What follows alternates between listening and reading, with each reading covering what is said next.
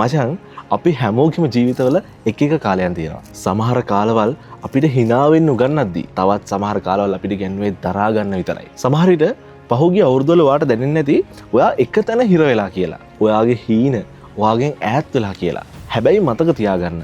ලෝකයේ දරුණුතම කුණාටු මැදින් ආපු නැව තමයි හොඳම නාවිකයෝ බිහි කරේ. ඒ වගේම ඔයාද ඉන්න තැන නෙවෙයි වැදගත්.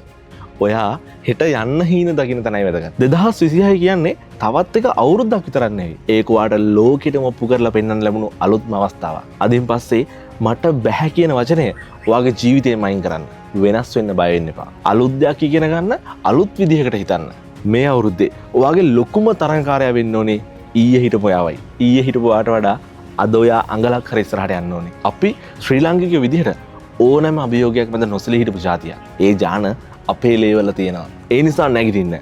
අතීතයේ පසුතැවීම් අත්හැරලා අනාගතයේ බලාපොරොත්තු අතර ගන්න. 2026 අවුරුද්ද ඔයාගේ ජීවිතේ සාර්ථකම පරිච්ඡේදය කරගන්න. ඔයාට ශක්තිය ලැබෙන්න කියලා මම ප්‍රාර්ථනා කරනවා. සුබ අලුත් අවුරුද්දක් වේවා.